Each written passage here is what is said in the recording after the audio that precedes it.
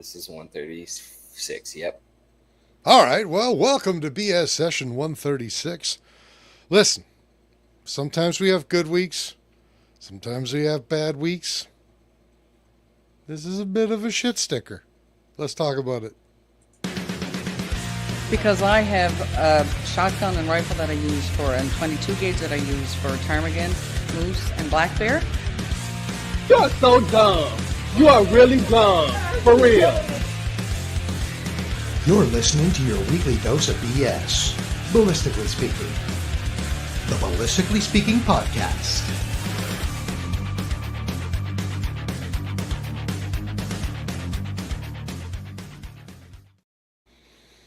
Don't ask me what a shit sticker is. It's just this is the week to use the word and I mean, there's shit storms, shit tons. yeah. There's a lot of different shit adjectives. I'm taking a page out of a certain Mm-hmm. Leahy's book, and I didn't want to say shithawks. Mm-hmm. Although we have said that word multiple times in the first minute, so this episode is definitely getting demonetized. Just one more thing on the week. I got one thing to say to that. Well, shit. Well, shit. If you're gonna do it, go all the way. Okay, I'm gonna start off this episode with a bit of a rant. So my question. Buckle in. Yeah, my question before the rant. Yeah. Oh, I'm hitting things. Before the rant, the question is, can anybody build anything right anymore? Don't answer that. It's rhetorical. Just gonna say, as somebody who fixes things for a living, no. Nope. No. That's literally my line of employment is shit breaking. So my wife and I, after 18 years of living in this house, have decided that this was the year that we were having a garage built. Mm-hmm. And so we did. And we hired a very well-known company in our area. And we had the garage built. We had a 10 by 24 foot parking pad put beside the garage because we bought a camper last year. Yep. We had additional aprons, concrete aprons built, grading down from both the garage and the parking pad to the paved alley that we have in the back. We're lucky enough to have paved alleys. Mm-hmm. And also the entire rear of our fence. It was I think it was 86 feet of fence.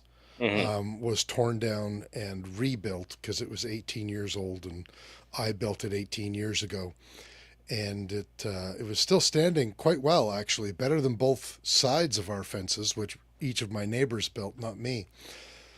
And that just leads me into this. So our old fence, so we have a 12-foot gate.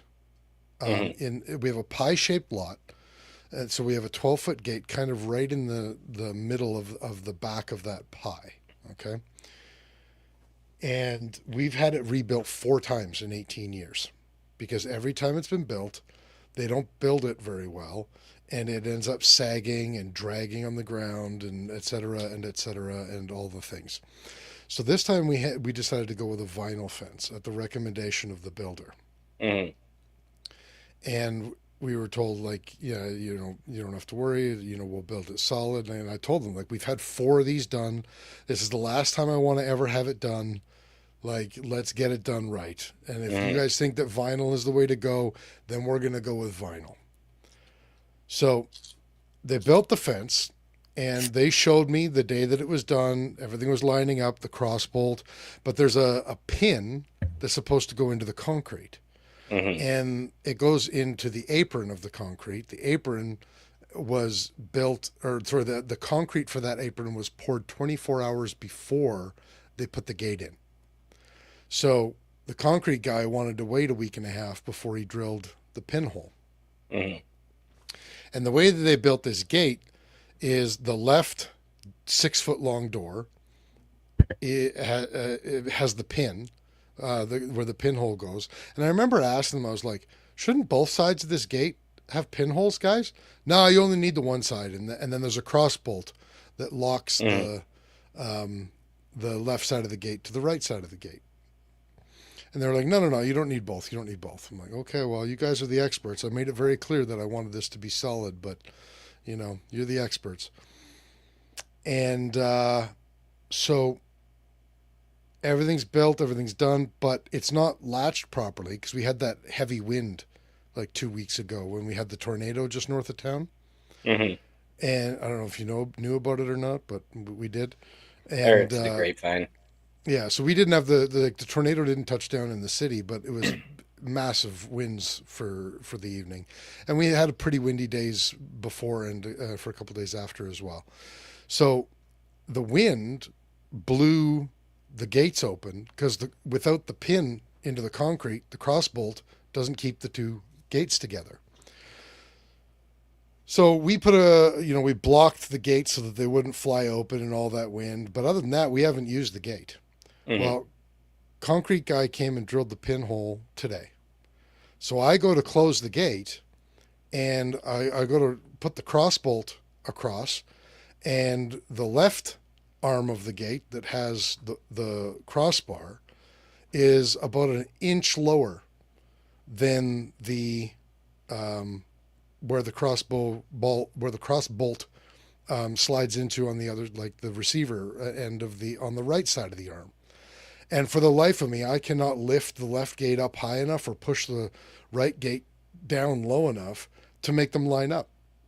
Mm. And then I notice that when the gate is closed, the left arm of the gate is closed, all of the vinyl planks line up.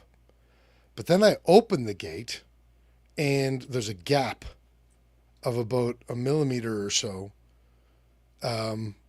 in those vinyl planks. So it opens, it separates the planks. Then I go to close the gate, and they all folded on top of each other. And I think it's forcing that side of the gate low, and now it doesn't line up.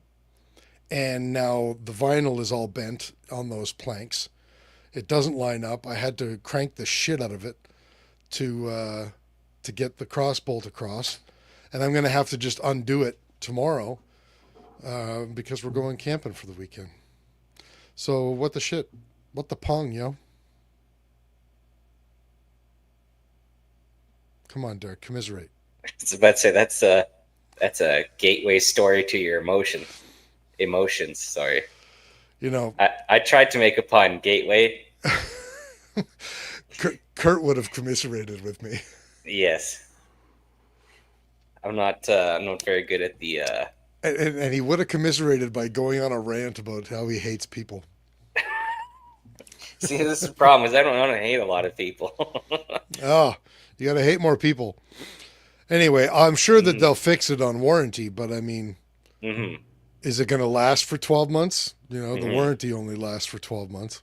Until the next windstorm, snowstorm. Well, and that's the thing, right? Like, good golly, Miss Molly. The competency crisis is absolutely real. 100% it is. I think a good bit of it, too, is the bottom dollar penny pitching. So I think there's kind of, obviously since, post-war industrial development, we've been able to drive prices down on products, but I think we've definitely passed the point where it's like now we're just driving the quality down. Yeah. So, but so who was it that said Boone said yes, but it's not going to be cheap in response to can anybody do anything right anymore? This is a 24 by 24 garage with a 10 by 24 parking pad and a vinyl fence that's 86 feet long with a 4-foot man gate and a 12-foot swinging gate. And it was just under $55,000. That's not fucking cheap. There's nothing cheap about that. But it is cheap. It is built cheap. And even my garage, I go around the garage and I'm like, okay, they did a good enough job that I'm not going to slam them on the internet and say the name of the company and be all pissy about it. But it wasn't It's not great. Like it's a Mm. garage, but like it wasn't built great. You know, they're using 2x4s with like cracks that go all the way through the 2x4. You know, the is Those they get a good deal on though. Come on, oh, Chris. okay. Let's move on. Uh, let's pay some bills first. Sure, that sounds good. You want to go first? I'll Okay. kick us off. All right. Our featured sponsors tonight are Call Sign 66, Canada's best rifle training. Welcome to the Brotherhood. Book a course now at callsign66.ca and follow them on Instagram at callsign66 and on Facebook at C/S66. And Ribstone Gunsmithing, craftsmanship done right.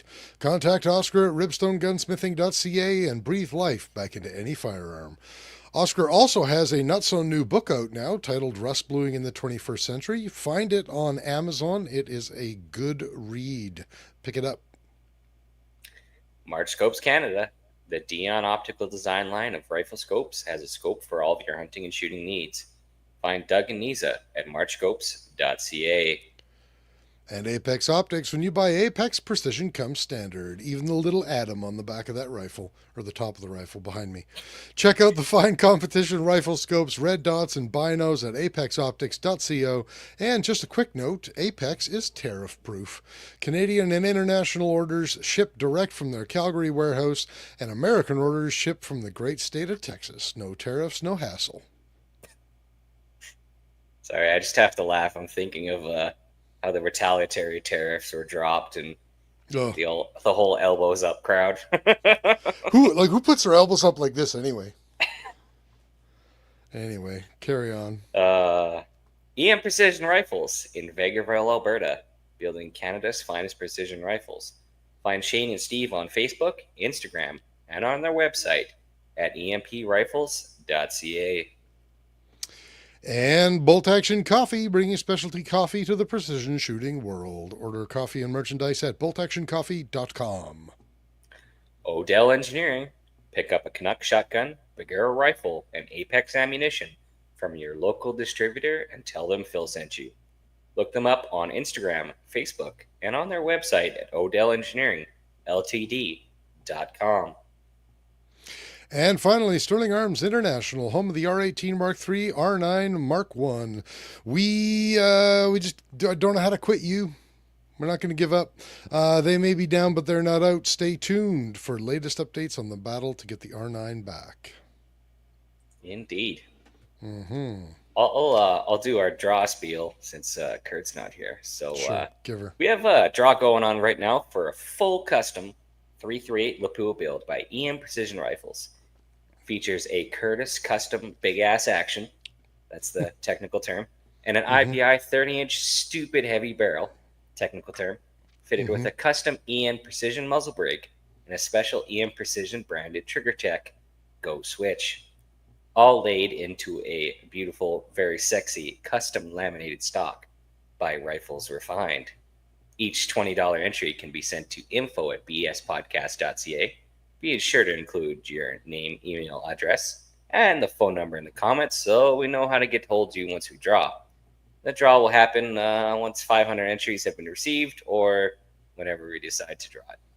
And you can also... when the entries are received. We will draw it. Yes. And you can buy multiple tickets too, so intervals of 20. Best $100 338 Lapua you will ever possibly purchase. Truth. Facts. I have to address a couple of comments before we move on. So Boone said you could take up garage building in your spare time. This is my spare time, and I don't even have enough spare time for this spare time. Anthony says gate probably doesn't have enough cross bracing to hold it square. They make a wheel so the end of the gate won't sag.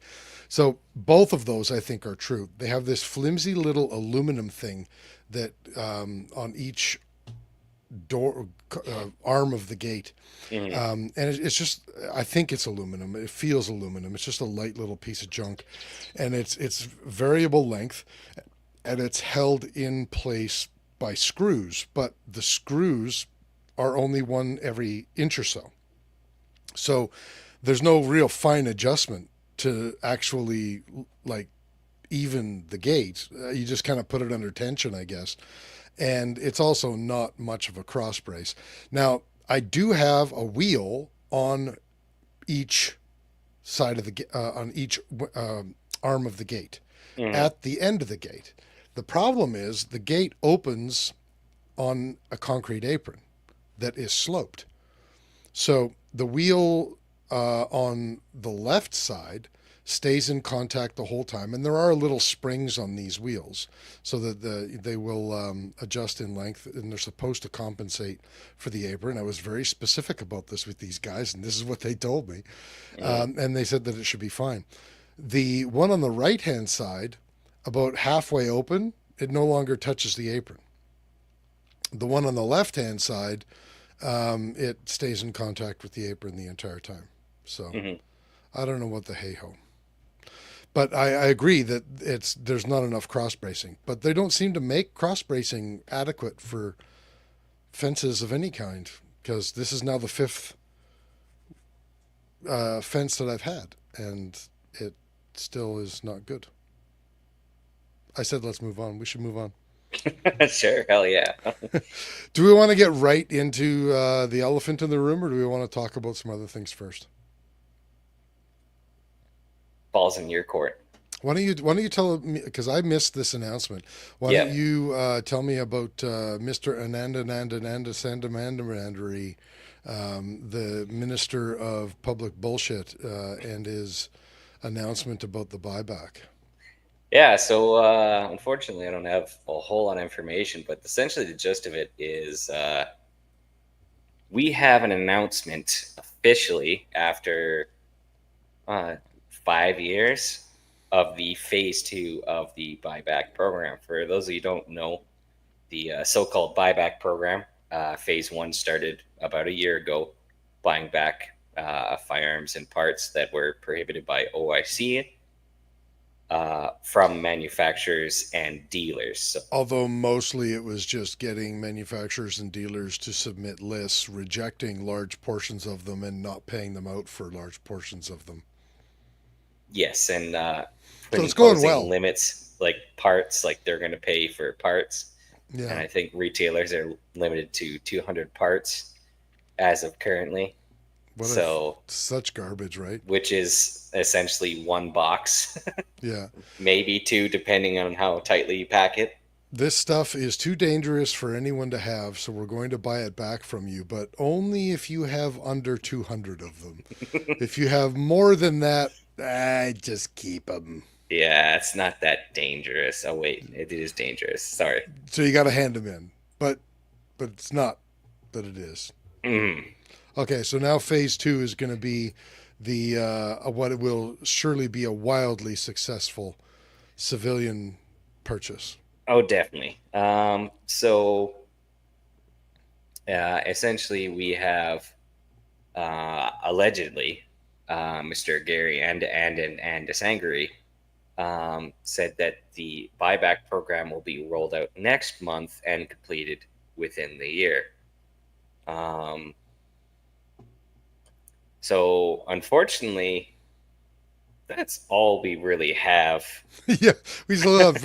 It's happening like at the end of this weekend, Yes. and we have zero details of how it's going to happen.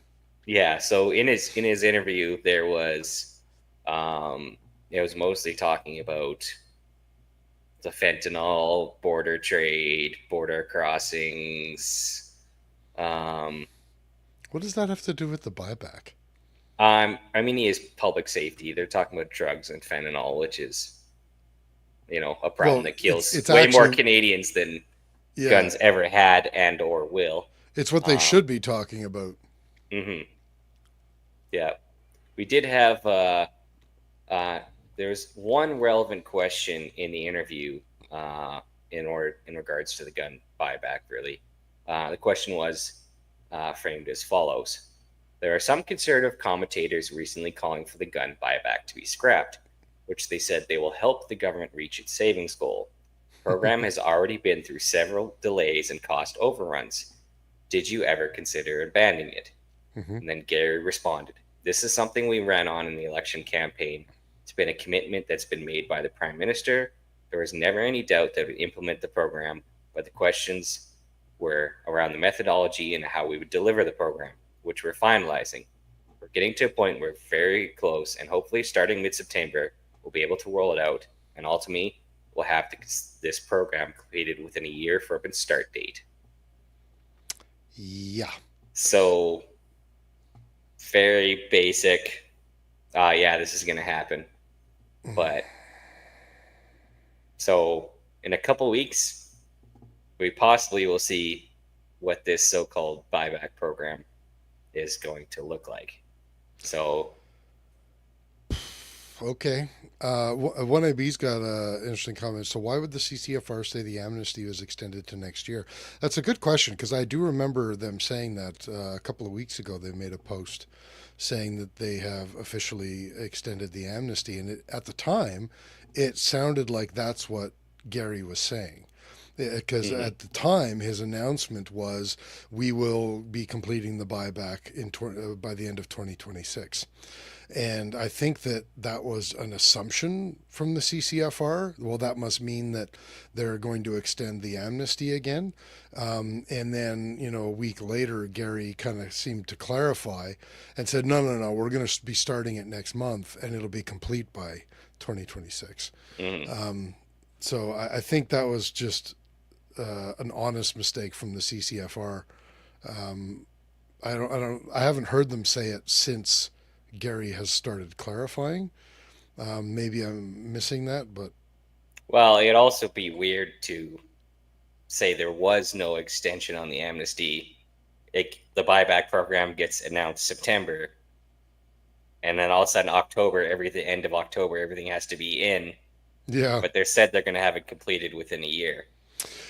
To do Yeah. all the guns in Canada in 30 days doesn't make any sense, especially when you roll the program out, like 45 days. That's a fair point. So it may still be that their implementation has to include an extension of the amnesty. Exactly. Because you can't, obviously the government is a piece of shit going on the shit, but it'd be quite the thing to roll out a program to, in theory, buy back these firearms from individuals, but not actually spend enough time and resources to actually be able to buy them back from individuals, so they're not committing a crime. Yeah. So that's why I think it's a safe assumption that the amnesty is extended, and just on a pattern of recognition of what they did the year before, and the year before, and the year before, and the year before, they extended the amnesty. I was thinking of it the same way that Anthony was. Anthony says, don't they have the amnesty in place until the buyback is done? I was just kind of assuming that, like, it's not really an extension of the amnesty. It's like the program is in progress. But technically, that's probably not actually accurate. What you're saying is probably the more accurate technical method? Thought process. Technicality, technicalness, line of thought. Yeah. So basically, in keeping with what I am now saying is the theme of tonight's episode, September is going to be a shit show. Yeah, that's fair. You is saying, do you Canucks not scam your local buybacks with slam fires? We don't have the same, like, not really, because they're not just taking any gun. They're only taking the specific guns that they banned, and Grandpa's old slam fire may or may not be on the list. So I suppose some people may send in their slam fires, but it's not like we get to choose which guns we're bringing in. It's not a blanket buyback. There may have been some locally driven buybacks by small city municipal police forces, but I think they're very far and few between in Canada. So, 1AB has an interesting comment. He says, starting a confiscation with no revised price list for individual firearm owners, I think Gary's had too many elbows to the head. Well, first of all, I agree with the second sentence. When you're running around like this, you're going to injure somebody. You're going to injure somebody. But they don't. They run around like this. I think, you know what? I think they're a public safety hazard, and we need to ban liberals. I think that they are a public safety hazard, and I think that they have been for a very long time, unfortunately. But the other thing I wanted to say about that is the first sentence: no revised price list. I had completely forgotten about that. Those the prices on a large number of items, as it stands at the moment, without any revision, is absolute bullshit, and this is going to be a dangerous time, to be perfectly honest with you. It's going to come down to, like you and I don't have much of a choice. You know, we're kind of public figures. If we think that the RCMP and CSIS don't watch our show, it's pretty naive. So we don't have a choice. We're going to have to hand in the guns that they want us to hand in, or else, we very easily are the type of people that become, the poster children to get their doors kicked in. And I'll say fair, but I will interject. Yeah. Us being in Saskatchewan and Alberta, respectively. Fair. Yeah. Our provincial governments have put some roadblocks in place to the federal government. That is true. And I plan on doing absolutely nothing until my provincial government tells me that I have to.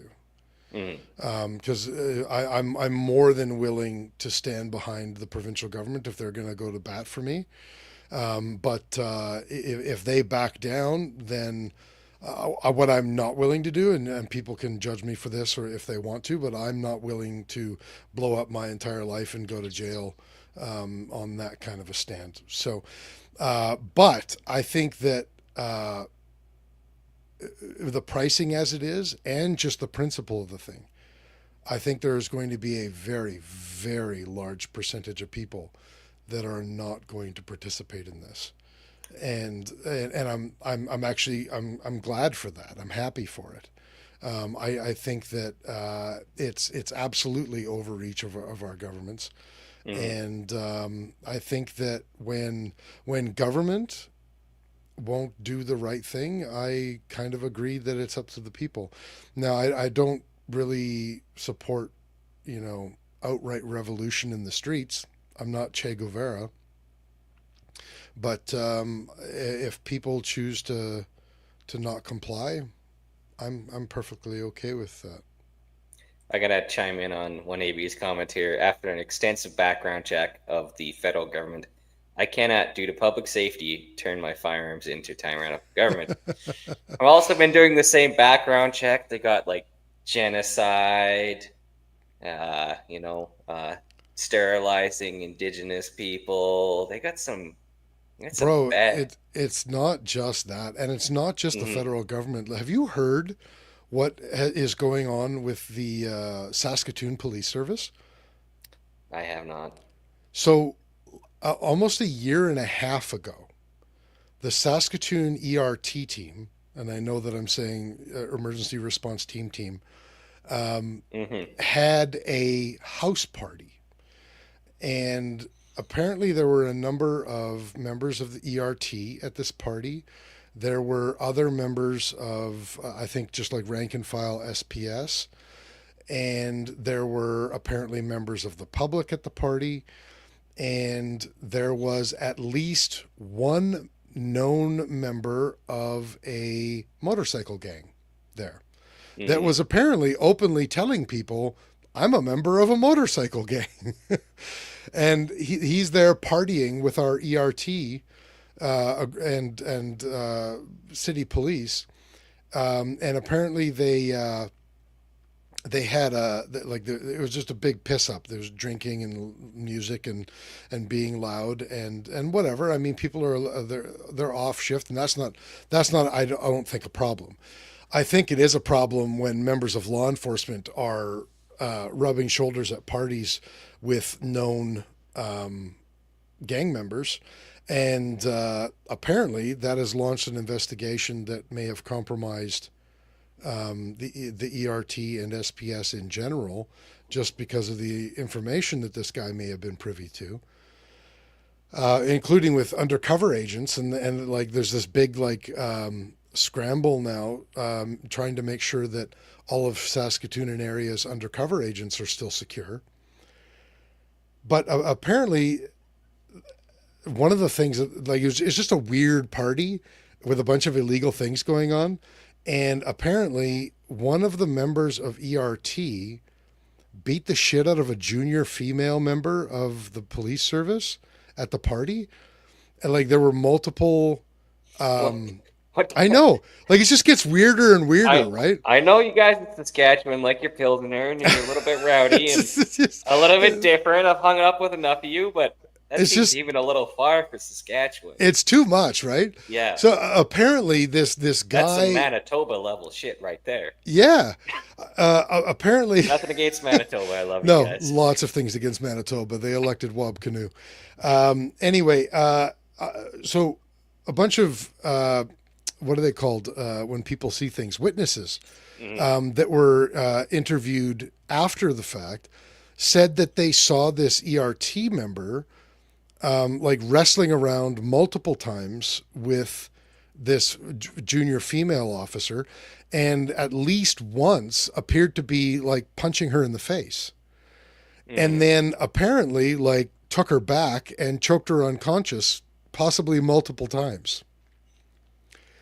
And the CERT, what is it, the investigative team, apparently had to interview her like multiple times before she would admit that, yeah, they like, she had the shit kicked out of her at this party. She apparently came to work the next week with like a black eye and a bunch of stuff. And like the public still has no idea why this guy beat the shit out of this female officer, but apparently he did. So this all happened like it was at least last year. It might even been like a year and a half ago. It was like the beginning or the end of last summer. And the police chief became aware of it only a couple of weeks after the incident happened. And the police chief didn't launch an official investigation until like 8 months later when the public found out about it. Oh, God. So, I mean, that's what's going on locally in my town right now. Then this is something that we'll hopefully we'll be able to talk about in the future. I know this is something that you're working on, but we look at the shooting that led to our orders in council in Nova Scotia. We're finding out things like the RCMP may have shot up buildings and then left and then tried to hide the fact that they shot up buildings by mistake. Like in dramatic, like terrible proficiency fashion, like hitting a sign that they had no business pointing a gun anywhere near, but not hitting the targets that they were shooting at. There's apparently evidence that the police officer that he killed and took her gun, that the story that the RCMP put out about that is not true, and it did not happen the way that they said it did. There's apparently other stories of like the RCMP like drove right past him and just like didn't stop him. So I mean, like I think that we have a systemic. I'll also chime in there. The Corey Ellison, one of the victims of the massacres, the ballistics of his murder did not match those of the other murders. Right. Yeah. And the timeline is awfully suspicious. It was unlikely that he was even present to do that. And one of the theories is that he may have been accidentally killed by RCMP. Yes.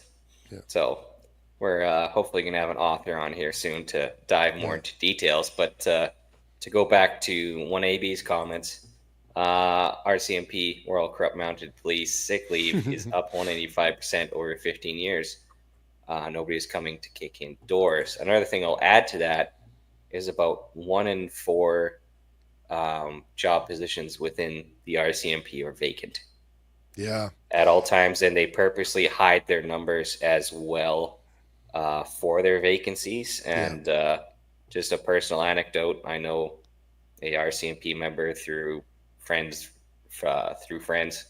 and he was off. We're camping one time, and he's like, "Yeah, he's a traffic cop for such and such area," and he's like, "Yeah, there is no one patrolling the highways in such and such county right now. Yeah. That's my job, but I'm gone, so." You want to drunk drive, speed? Don't do that. But he's Yeah. like, there's not going to be any there patrolling. And we wonder why we have so much increase in rural crime over the last decade. You Mm-hmm.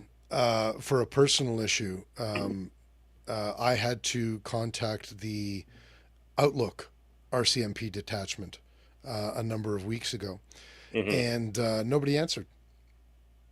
They have an answering machine message that says on these days, and these days, contact the Elbow RCMP. Mm-hmm. So what's happening now, because presumably because they're understaffed, the Outlook RCMP detachment is only open part time, Mm-hmm. and when they're not open, presumably on the days off of, I guess, of the officers that are there, I don't know, because like you say, this isn't being made public. The Elbow detachment is covering Outlook. Mm-hmm. Super weird. To go back to the original topic here about, I was saying, I think it's going to come down to whether they kick doors in, and if they do, it could be a very bad year. Scott says, "I'm sure bad things are going to happen if they start kicking doors." I agree. Bad things will happen, and I obviously don't want people getting hurt. I don't want the RCMP getting hurt, and I don't want the people whose doors they're kicking in getting hurt. But I mean, we're also talking about a liberal government that is essentially the same government that trampled a lady in a wheelchair during the trucker protests with a horse. So, or allowed it to happen, and there were no repercussions for it. Obviously, the Mm-hmm. RCMP is who did it. So it's a we're in a very weird time in our Yeah. country. Very weird time. It's going to be interesting because of scale. Hmm. Singular locations, singular populations, very easy. Hmm. We're the second largest country in the world with Yeah. a very spread out population. Yeah. It's going to be interesting how the holdouts, what are they going to do with them at scale? Obviously, there is the known holdouts. So if Hmm. they can either suspicion you have a firearm via social media, etc., or you have or obviously registered firearms in which they're registered to your name and address.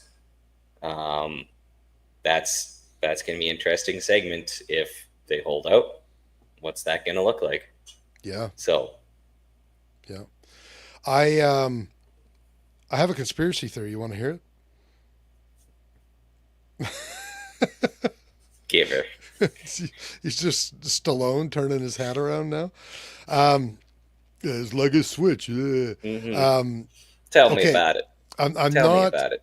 I'm not really a conspiracy guy. I'm actually Mm. I'm a skeptic. So Mm-hmm. I'm skeptic of the official story, but I'm also skeptical of conspiracy theories. But this is just a what if, okay? Mm-hmm. So what if this is actually happening? Canada, over its more than 150 years, has developed into a highly developed nation. And when I say that, I mean, like the infrastructure, government, standard of living, like all of those things, right? And largely, this country was built and maintained on natural resources. In the last 10 years, you could argue it started before that, but really it's kind of reached a critical mass in the last 10 years, Mm-hmm. where policies, where governments have really, really jumped on board with restrictive policies in regards to climate, effect on climate, which has dramatically affected our natural resources. Add that to the fact that we have been feuding with China for the last decade now. We're now feuding with the United States. We're still feuding with China. And we're not really getting a lot done with any other country because we're being mismanaged. We're not sending natural gas to Japan. We're not sending it to Europe. Mm. We're shitting the bed in all of those areas. I Quite genuinely, viciously. quite viciously. I want to add that detail in Oh, for sure. for those listeners And at the for audio same only. time, Yeah. we are spending exorbitant amounts of money on whether you think that they're justified or not. We are spending exorbitant amounts of money on infrastructure and just on legislation, let alone on enforcement of legislation. Hmm. And what if the government is aware that we are draining our money and going bankrupt, and our standard of living is not going to be able to be maintained into the future? But they don't want to tell people that, and they're hoping that the gradual increase in temperature in the boiling lobster, that maybe they can slow this down enough that it becomes the boiling lobster, but that the standard of living in Canada is going to dramatically decrease over the next 10 to 20 years, to the point where we will not be even remotely close to the standard of living that we were even 20 years ago. You think that's possibly real? I think that's possible. We did see a while back. I want to say probably 6, 8 months ago now. There was a internal report where I forget the name of it. Essentially, it suggested that sustenance hunting may become a thing. Yeah. Civil unrest. This was the government's own publishing and the Liberal federal government. So there was that as well. So there is that. That's not exactly hidden in the shadows. Yeah. Obviously, you can say that's being a little bit hyperbolic, and obviously, anytime you forecast into the future, the further and further out is less certain you forecast. Hmm. However, it is definitely a viable thing. So It makes you wonder, like, and I don't think that it's like hat forward. It's not that it's not crazy. even that conspiratorial, is it? Yeah. The question becomes like, will we be able to turn it around before it gets really bad? Because I think that's entirely possible. Like, Oh nothing is yeah, set I in think so stone. too. I Eventually, think, pendulum's gonna swing back. yeah. So Well, I also think that us here in the West and more rural people who are more connected to what is actually going on in the country. Because let's face it, if you live in the massive cities in this country, there are a lot of things economically that don't affect you. mhm. Like when the price of gas goes up, but you're a commuter on the rail or on the bus every day, that's not going to affect you as much as it's going to affect folks like us that drive to work every day and have to drive everywhere, and frankly live in driving cities that don't really have much public infrastructure to speak of anyway. Another example of that is in the big cities, people that are renting. Like our property taxes affecting them in the same way as those are changing, maybe not. But it makes me wonder, are we paying, like, the things that the government do affect us first? I think people living in the massive cities are more insulated by that, and it will probably affect them later. Groceries and obviously that sort of stuff. Your real people don't get stabbed on transit like in Toronto. Yeah. Well, that's not true. The last person to have his head sawn off was on a rural bus in Manitoba. So that guy's out on parole. Yeah. So anyway, it makes me like, I don't know if people in the big cities see it, because I don't think they're as connected. I think they're much more disconnected. And I think that's why more and more people in the West are getting more and more fed up with what's going on, and the people in the East continue to support, Carney, frankly. Mhm. I didn't mean to get all conspiratorial here. That's okay. I think that's a solid rant. Solid rant. Yeah. We got Okay. Chris chiming in. There's not enough people contributing to the tax fund. It's way too easy to withdraw from the federal and provincial tax base. In the not so long future, I believe everything will deteriorate. I do agree with that in some sense, but I also think that we're overtaxed to begin with. Like as a small business owner, I unfortunately, as a small business owner, don't have near as many avenues to lower my taxable income, both either for my business or for myself. That's really for larger small business and big industry. But I can tell you, like, the we're paying 30 to 50% of our wages in taxes already, Mm, and the average person is paying that. yeah. I'm gonna definitely I agree with Chris to an extent, but I think the problem is expenditure. I I think agree 100%. yeah, It's too much expense, and it's yeah. massive amounts of expenses Mhm. on political things. First of all, on playing political football, and on And the minority of inefficient football. society. Yeah. And there are aspects of the minority of society that I believe that we should be spending money on. Hmm. And ironically, those are the ones that we're failing. People with mental health problems, they deserve public money for help, but our mental health system completely fails them. I know that from firsthand experience, not my own mental health, but I have a family member with schizophrenia, and the system completely fails them. But we'll spend not just in deliberation and legislation and horseshit, because make no mistake, all that costs a lot of money. But we'll make these absolutely ridiculous laws, just be arguing about what we're going to call people and what their gender is, or like the government has no business in that shit. Do you know the concept of luxury beliefs? I'm familiar with the concept. Okay, yeah, I think that's another issue we're kind of having here is that concept entering politics and the higher But echelons of society where power and money lies. But if things So continue along that path, we are not going to have the luxury of those beliefs forever. that's where things get rough. Exactly. Hmm. Exactly. So at 1AB saying, how much is a one-bedroom apartment in the rural areas? 21 to 2,300 in Toronto. They're feeling it. That's why there are tent cities everywhere. Okay, I mean that's a fair point. But I mean, you're looking at like 12 to 16 in the city of Saskatoon. Um, so I mean less, but I don't know if it would be significantly less. Why have mental health care when you can get medical assistance in dying?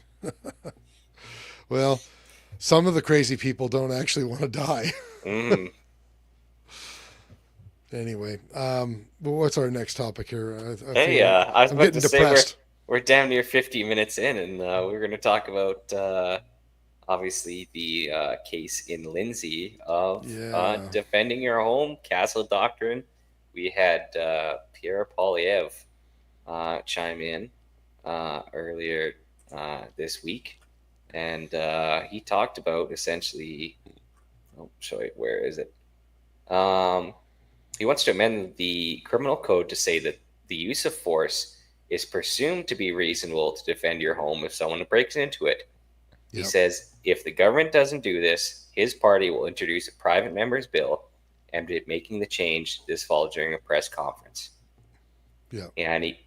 He's quoted as saying, "It is wrong for the law, for the police, and for judges to apply a complicated, indecipherable legal doctrine against you when you are only doing what is right," Pierre Poilievre said, speaking at the press conference.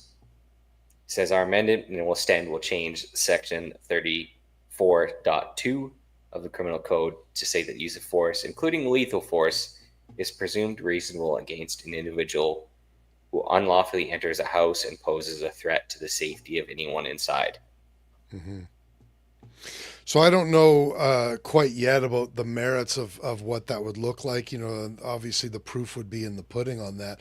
But I will Mm, say it's about goddamn time that somebody is at least pushing in the right direction.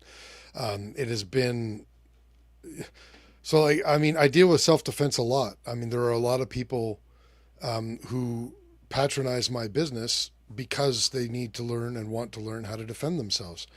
And you know, we even teach organizations, like employees of organizations, how to defend themselves. And I, for 20 years almost now, I've had to tell people that, like, hey, you came to me so that you could be more secure in defending yourself, but if you're asking me about the law, talk to a lawyer, because you're probably going to get charged if you're successful at defending yourselves. yeah. What I'm teaching you may keep you physically safe, but it is probably going to land you in jail.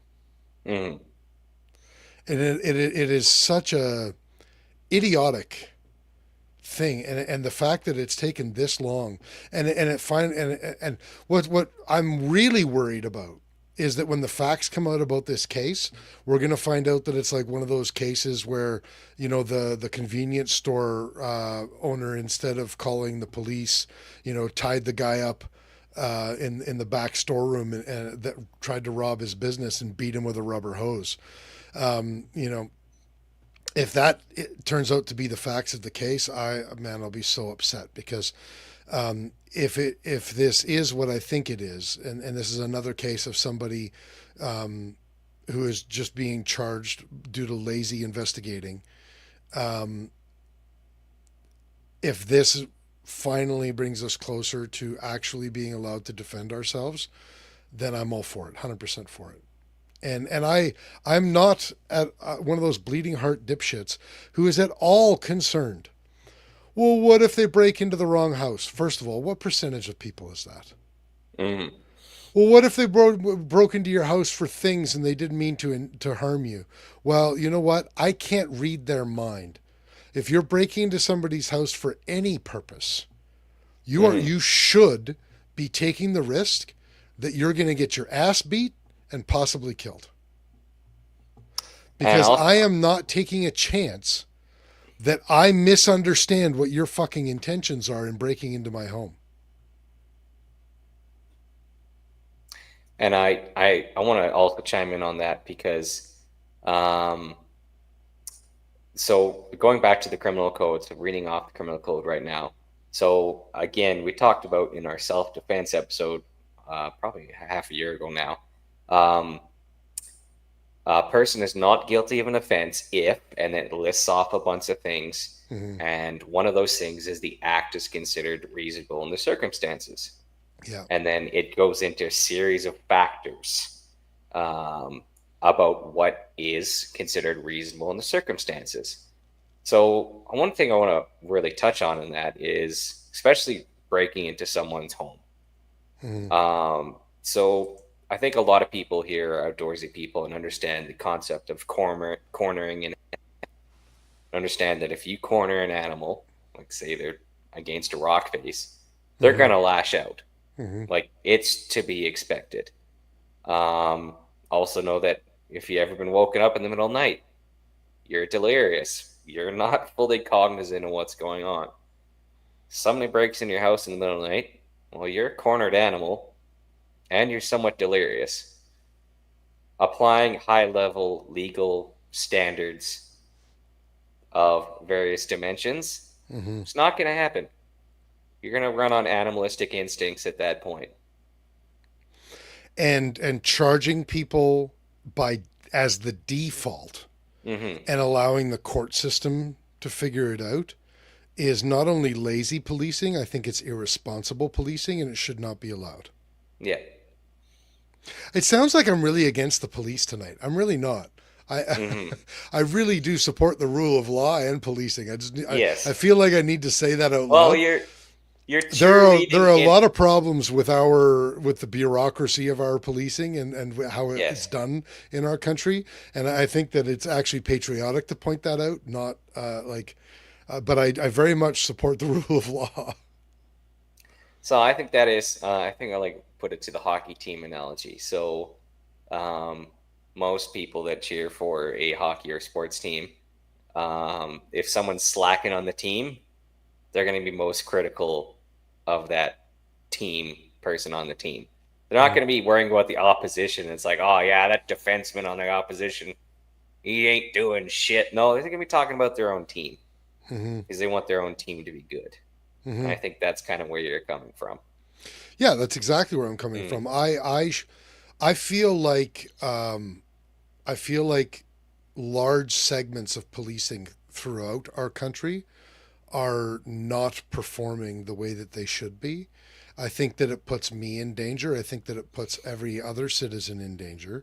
And I think that that's unacceptable, especially when we're being told, not even implicitly, we are expressly being told over and over again from various agencies across our country to rely on them for our safety. Mm-hmm. And I think that's where I really start to have a problem with the way that policing is done in this country. Um, I think I've said this before on the show. I think it's been a really long time. During COVID, Doug Ford and Justin Trudeau did a press conference together where they were talking about, telling everyone to stay home and, we're here to keep you safe. And we know that this is really tough and nobody likes these orders and all this kind of stuff. But, this is for your own good and your own safety. And we're doing this for you and we're looking out for your safety. Mm-hmm. And a friend of mine who owns a jiu-jitsu and Muay Thai gym in Ontario. I won't say the city, but he owns a jiu-jitsu and Muay Thai gym in Ontario. He made a Facebook post the day that they did that announcement. And he said, "You're keeping me safe. You're going to keep me safe. Let's be honest, boys. If shit really hit the fan, I'd be eating the fat one and making the other one my bitch. And you're going to keep me safe?" And I've like, not only did I find that hilarious, it was really true. Mm-hmm. Like Justin Trudeau and Doug Ford are going to keep me safe.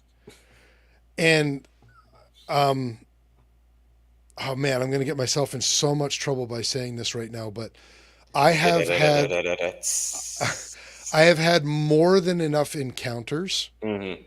with various levels of police officers, RCMP, and local police in various different cities.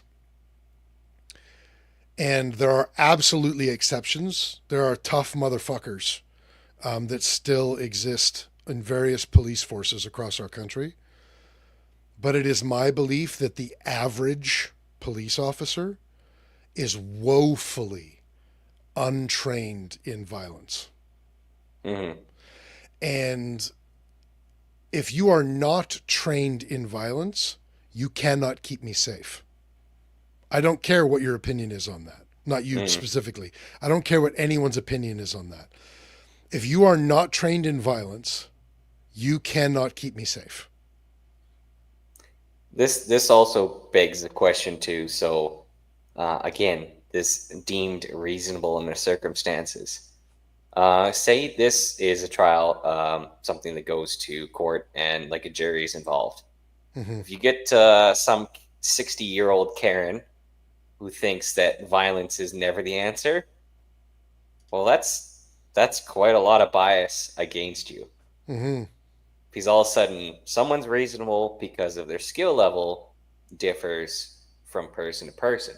Mm-hmm. So That's true. even that in itself is a difficult thing. Karen and you don't have the same skills. That's absolutely true.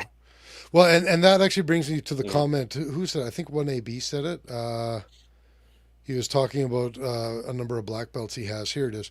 He says, "I have black belts in karate, kung fu, and wushu. If you think I'm going hand-to-hand combat with somebody who has a knife or a gun, I'll take firearms for 800, Alex." I don't disagree what he's saying, but I would with what he's saying. But I would like to caveat that like that is not a reason to not be competent with your hands. Mm. Um, uh, uh, Guns fail, weapons fail. Weapons may not be available.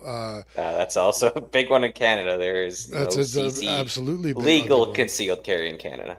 Yeah, Tons of and illegal. I've done very realistic knife training with shock knives. Hmm. If you're not familiar with them, they make training knives with little contact edges on them, and they're just like low voltage, low amperage tasers. So if you get cut during the training, it shocks you, and it just like zaps your skin a little bit. Yeah, bug zapper. Yeah, and I've done like full resistance live training with those types of knives, and it is it is not easy to defend yourself against a knife, not even remotely. And even a trained person defending against a knife with an untrained person, it's not going to be easy. I remember talking with a retired Navy SEAL who runs a martial arts gym in Los Angeles, and came up. We brought him up to Saskatoon to do a seminar for us once, and he was doing knives in the seminar, and he was talking about like the expectation. If you choose to defend yourself against somebody with a knife, you cannot have a reasonable expectation that you're not going to get cut. You just are. It's going to happen. You have to expect it. And he said the trick isn't to not get cut. The trick is to not get cut fatally. Hmm. I remember one specifically, he was demonstrating something, and the person that he was demonstrating on kind of dropped the knife, and the tip of the knife kind of landed on his foot, on the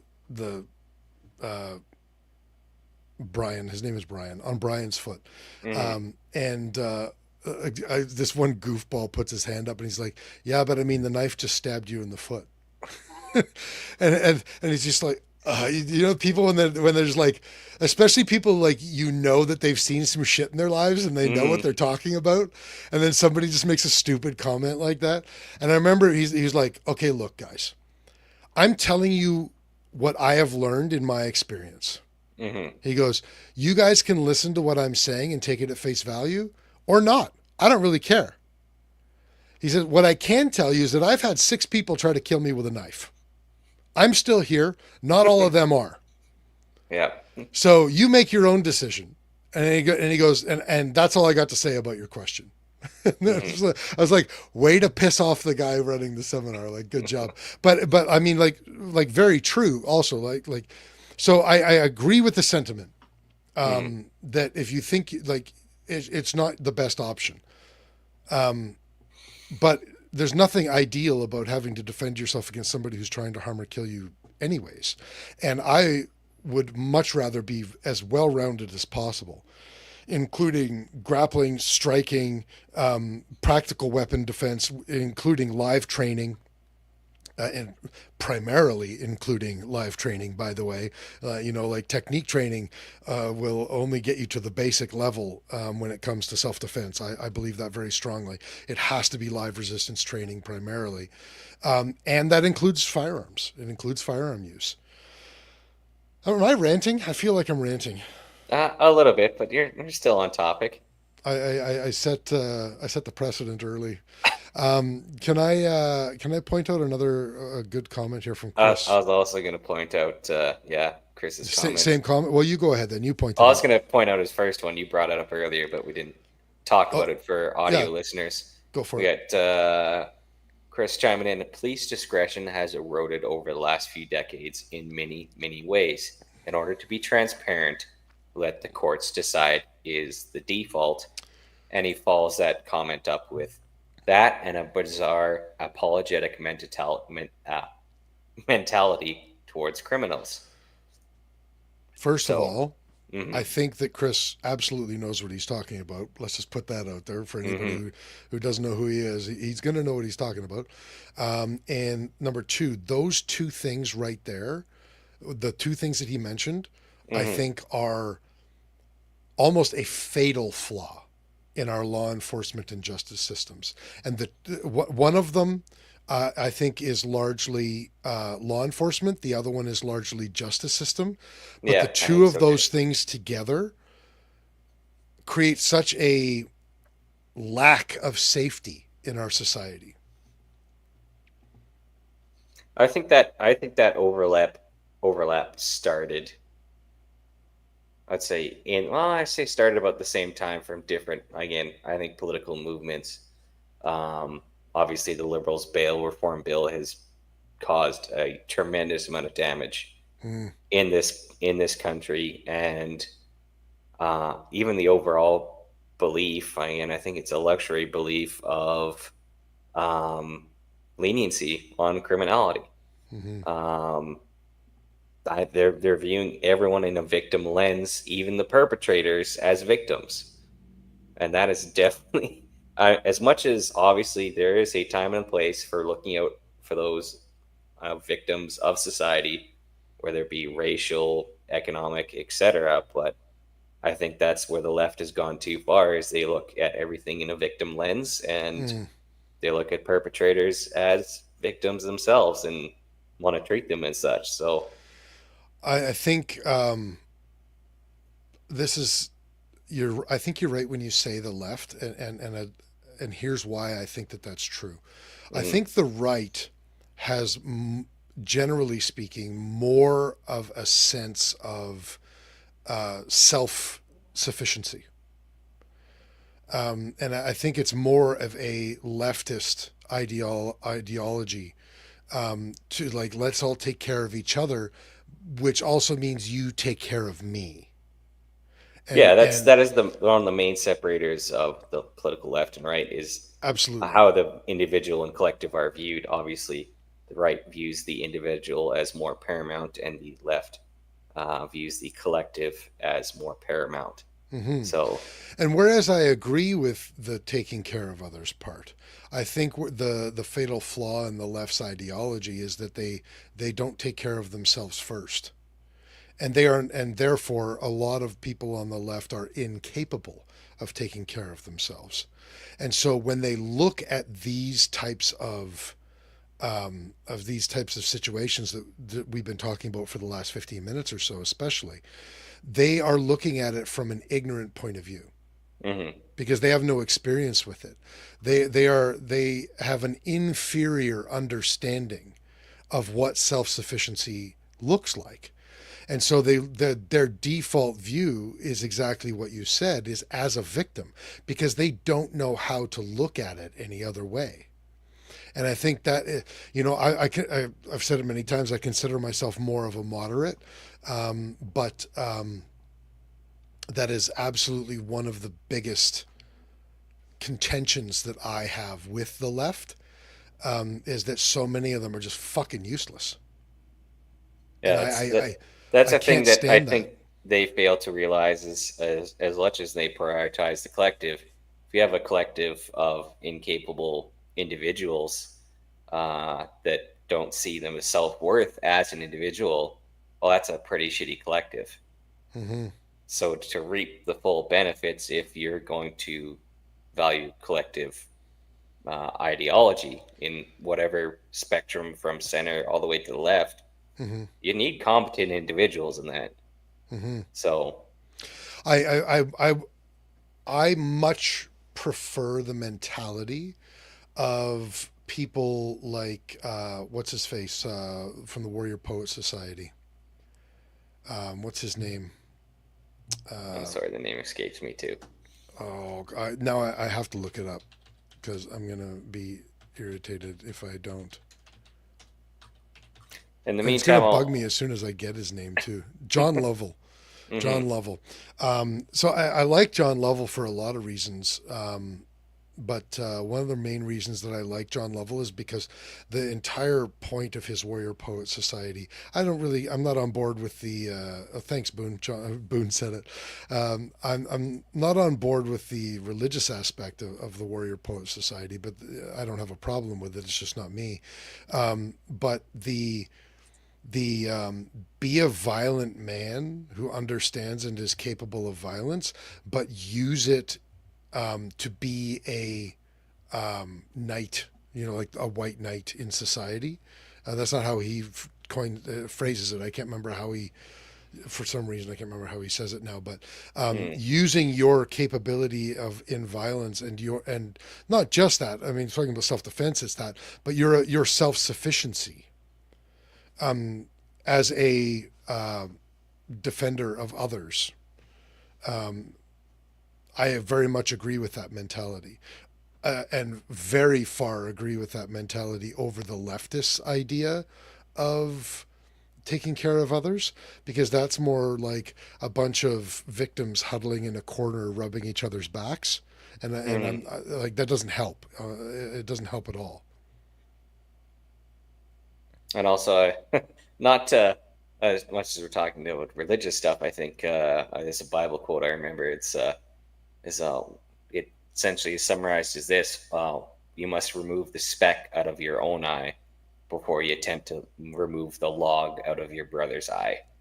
Yeah, don So your own mask before assisting others. exactly. Because if you're a useless piece of shit and you can't get the mask to seal over your own Mm. face, you can't save your fucking child next to you. Yeah, exactly. Chris is making all kinds of good points here. He doesn't talk often, but when he does, he makes good points. We have cases where known criminals have charges thrown out because it was so dangerous for them, so therefore they had to carry a firearm, or the judge will find the most innocuous reason to dismiss. I have actually heard that from law enforcement officers before. That so and like I believe that I'm not familiar with any specific cases of that, but I've heard it from other law enforcement officers, and I believe it's 100% true. That it's like, well, the environment that you live in is so dangerous. Well, you have to carry a gun. Well, I think we actually had a case like that a couple 3 months ago really, in Ontario, where a teenager, I think I remember the quote now. He was carrying a firearm, obviously illegally, for self-defense because he said, "quote unquote, this place is like Iraq," and the person in question was born in Iraq. hmm So he's probably got a pretty good idea of what Iraq was like. And he recognized patterns. He's like, Iraq was a dangerous place. This here neighborhood's starting to feel like Iraq. I should better carry a carry. piece on me. And it was involved in an incident of, I do believe, self-defense. And yeah, it was, I think his case was acquitted. Now, I'm not making this argument, but this is an argument that Collion Noir makes in the United States. Hmm. When he talks about how gun control laws are inherently racist, because they take the guns away from the people who live in the most dangerous portions of society and need them the most. And I don't necessarily disagree with that sentiment, and I don't necessarily disagree with this apparently Iraqi guy's sentiment. The problem that I have is in that in this country, it's an excuse to be lenient on the people who choose to arm themselves illegally, and it is used as a stick against the people who try to arm themselves legally. Hmm. And that's just bass backwards. Yeah, no, I definitely see that as well. Did we figure anything out about this the castle law thing? I guess we haven't actually talked about castle law. Do you agree with castle law? Do you think it should be a thing in Canada?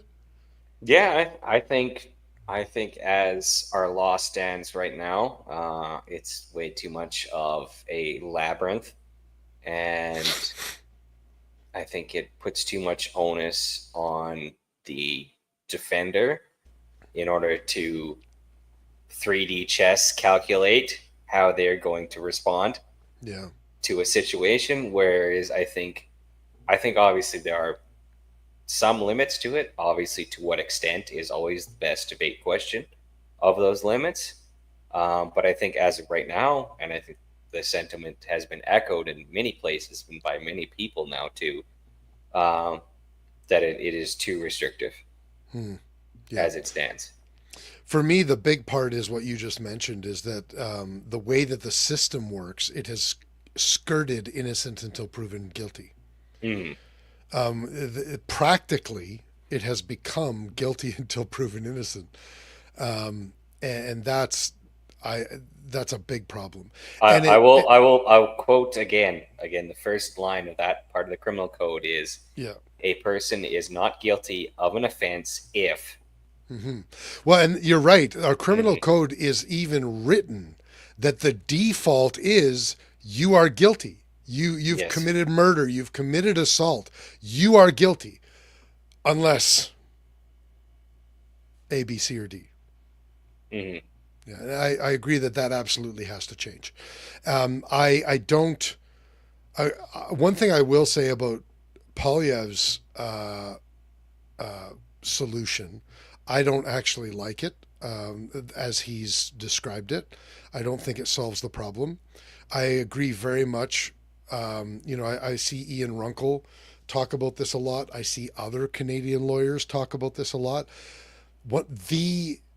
One of, if not the biggest problem with all of the criminal law in our country is that they all fall to the reasonability standard. And it is a completely subjective standard that changes not even at the whim of society, but changes at the whim of who is in power at the time.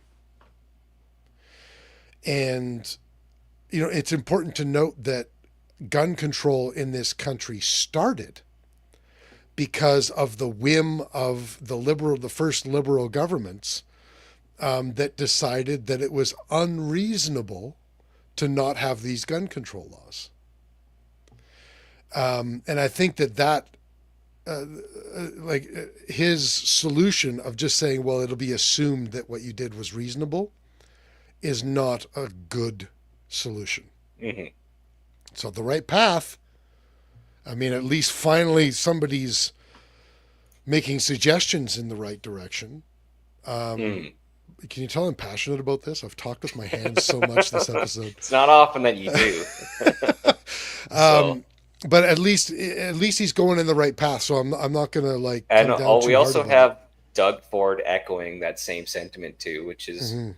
also interesting because at times Pierre Poilievre and Doug Ford have not been on the same page for whatever reason. Because Ford's we a also my favorite has got to be my premier, Daniel Smith. Sometimes she does good stuff, sometimes not so much. But she was asked at a press conference, and she basically said, if you don't want to get shot, don't break into people's houses. I love that response. Yes, and also it was quite.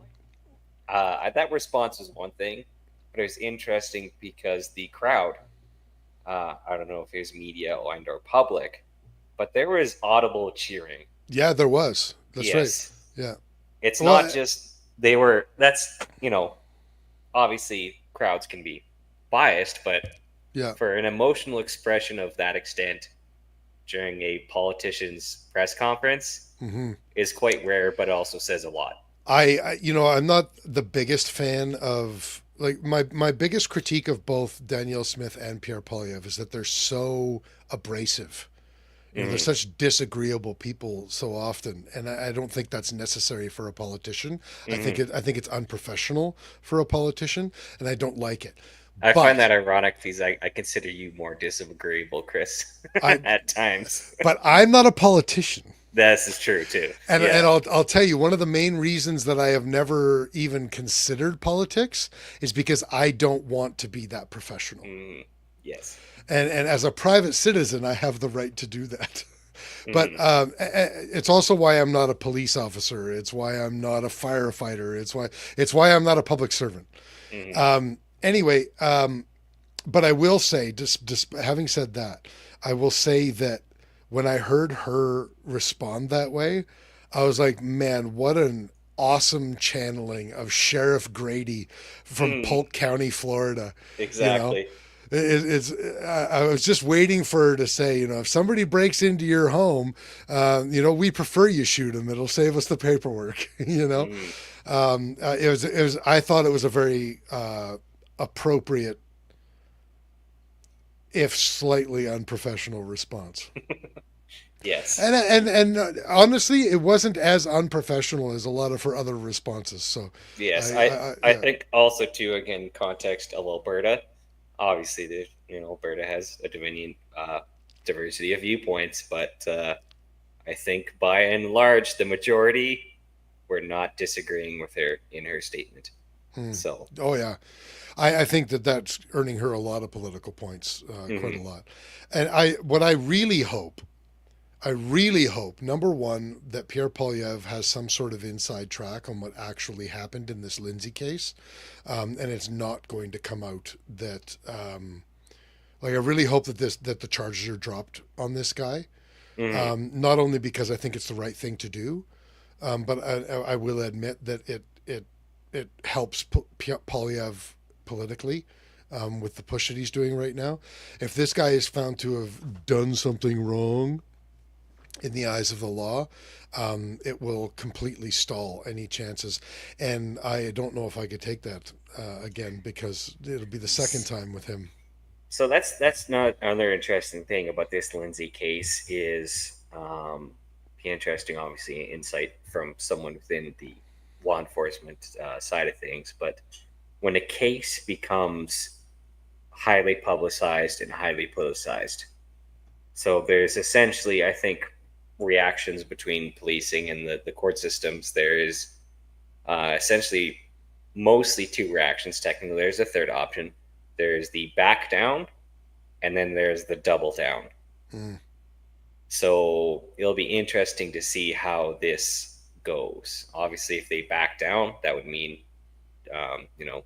he is not being going to be charged, just going to be acquitted, etc. Or the double down, where it's all of a sudden, oh, we're going to plant this here text message or something.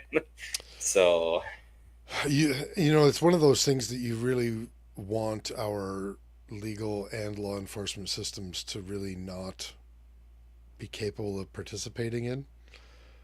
But it's also, and I think for good reason, nowadays you're like, could something like that happen?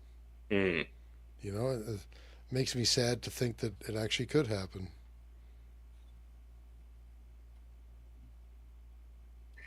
So yeah, Pause for dramatic effect. it was dramatic. I felt it. I I, felt I, it. I think the important part here is I think both of us agree with a castle doctrine. Yeah. And I I think also it's huge in that it's come up in the national conversation. mhm.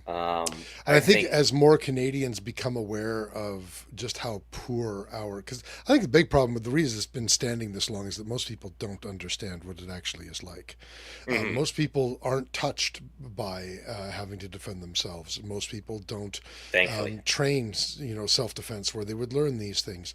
I think as it's becoming more into the public consciousness, I think there hopefully will be more of a push for it, and I really hope that it will lead to actual change in our country. I think I'll chime. I'm just scrolling back in the comments right now, but I'm pretty sure we might have had. It might have been one AD chiming in that. Yeah, here it is. Per capita, Canada is more dangerous than America. We've had, again, especially in the last 10 years, a dramatic increase in crime, and the old Canadian mentality that Canada is a safe place. I think it's starting to slow. Obviously, it's eroding, and it's more so in the minds of the general public Hmm. uh, of both sides. So I think that's kind of huge for this case. Is I think there's a lot of people cluing in that hey, this is not the safe Bob and Doug McKenzie Canada that they grew up with. So Yeah.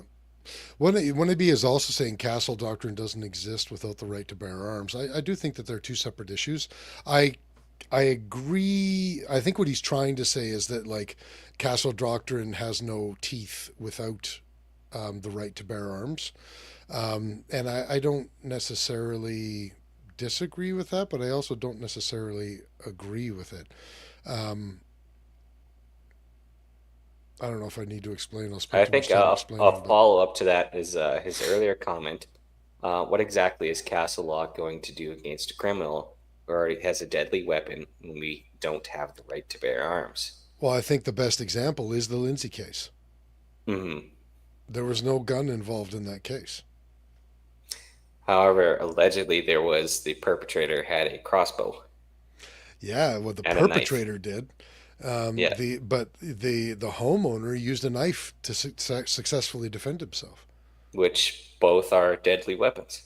Yeah, yeah. So, So I don't think that they I mean, many of us may want them to be part and parcel, but yes, I don't think that they necessarily are. And unfortunately, I don't think that even if castle doctrine, got legs in our country, I don't think that a right to like a version of the 2A would get the legs inherently along with it. yeah, that'd be a very long way away. Yeah. I don't necessarily agree with what I just said. I just think it's the reality of the situation. Yes, I think obviously a little bit more leniency in that, but again, I think, of course, the conversation is if you do defend yourself with a firearm, the police are inevitably going to ask questions. Where'd you Hmm. have that thing stored? Where's the ammo? Was it locked? Yeah, exactly. What was going on here? Well, and So, there, who was saying this? I think it might have been a police officer in a press conference was saying something to that exact effect that a lot of times it's oh no, it was a lawyer. It was a lawyer that was a clip that was played by the CCFR, but he was saying something to the effect of. A lot of times people aren't even charged with the. No, sorry, I'm going to start over here because it's not a lot of times. Sometimes it has happened in Canada where somebody has defended themselves with a firearm and it was considered self defense with the firearm, but they were still charged with things like illegal storage or illegal possession or unlawful possession or, mm, those sorts of things. And I think that also needs to be addressed. And I think that's something maybe that the 1AB is maybe even still talking about, mhm. or he may be including when he says the right to bear arms, because if I have this thing loaded and somebody breaks into my home, and I even if they consider it self defense for me to use it in defense of myself in my home, it would still have been stored illegally because there was ammunition in it. Mm. So it's a multifaceted thing. We've dug such a shithole with our gun laws and the criminal code that like one little private member's bill from the conservatives ain't going to sort it out. But No. I'm glad that it's in the public conversation. Good. 1AB chiming in again. When the call for Castle Law is nothing more than a false sense of security placated to us by politicians who want to score likes. I'm going to break that down into parts. Yeah, Um, so I think obviously the whole idea of castle doctrine is that you can take your security into your own hands. Because as it stands without it, um, obviously there technically is a roadmap, a very tricky labyrinth of a roadmap to self security in Canada that is the self defense section. However, I do believe castle law is a more firm and direct ability of a person to take their security into their own hands. yeah, Again, in the Charter of Rights and Freedoms, allegedly, I'm going to say allegedly because Charter of Rights and Freedoms doesn't mean much. We have the right to life and security of person. hmm So, um, false sense of security. So again, I think we have to take security into our own hands, placated to us by politicians who want to score likes. I will yeah. agree with that because that's what politicians do. Is they're obviously there for the likes. They're there for the votes. So That is literally what politics is. that I is mean, literally what like politics the is. etymology of the word is literally like the struggle of power, right? Like, Yes. so overwhelmingly in the world of self-defense, and this is not just in Canada, Mm, overwhelmingly in the world of self-defense, and let's just say North America, although I know that it exists in other parts of the world as well. What is taught by a great, great, great margin, is that if somebody forces you to defend yourself, your family, your property in a physical manner, that you defend yourself as hard as you can, as long as you can, until you know that your attacker is no longer a threat to you. Mm-hmm. And how do you know that your attacker is no longer a threat? They're on the ground and they're not getting back up. The reality of the situation is, if I punch somebody in the face, if I get a good clip on them, even if it doesn't knock them out, they're probably not going to want to fight for any longer. They're just not. Okay. Depending what drugs they're on. Well, that's also a fair point. Yeah. But I guess the point I'm trying to make is, how many times has a fight stopped only to start again? That's a good point. If my attacker has shown that he is willing to try to harm or kill me, there is absolutely nothing ensuring that if I stop, that they won't start again at some point. Mm-hmm.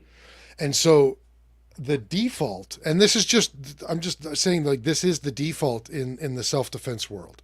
What is taught is that you defend yourself until you know for certain that you are safe, because they are no longer a threat to you. And the only way to know for certain is if they're on the ground and they're not getting back up. It doesn't matter if you're holding them on the ground, like those videos of Matt Serra in a bar, holding a guy down in mount, and the guy just can't do anything because he's Matt fucking Serra. Mm-hmm. Or if you've knocked the person unconscious and they're lying on the ground unconscious, or if you've shot them and they're lying on the ground, or if you stabbed them and they're lying on the ground. It doesn't matter. Mm-hmm. What matters is that, especially in the stress and speed of a self-defense situation, the only way to know for certain that they're not going to continue attacking you is if they're on the ground and they're not getting back up. So the point being, to 1AB's comments, a castle law would very much assist with me, for example, not being jailed and spending hundreds of thousands of dollars on a lawyer and taking the chance that I'm going to prison when I successfully defend myself and the police show up and my attacker is on the ground and he's not getting back up. Mm-hmm. And presumably, that is potentially, possibly, likely, exactly the case of what this man is dealing with from Lindsay right now. I'm also going to let's look at this in the theater of our minds, a bit of a hypothetical, if you will. So obviously, in a court case, the parties involved and the witnesses will be called to stand and are going to give their sequence of events of what has happened. If there's only one party there to tell the sequence of events, it's pretty easy to just tip the scales to that party's intent. Now, obviously, this is a purely hypothetical theater of mind where it's like, as the system stands, is it better to, at this point, use the uppermost limit of force, we'll say, in order to protect oneself from legal scrutiny? Obviously, legal scrutiny is going to happen no matter what. But as, again, a hypothetical, going to that fullest extent of force, unfortunately, how the legal system is set up might actually be, if you are looking at it from a kind of cold and callous outcome, might be the actual best outcome.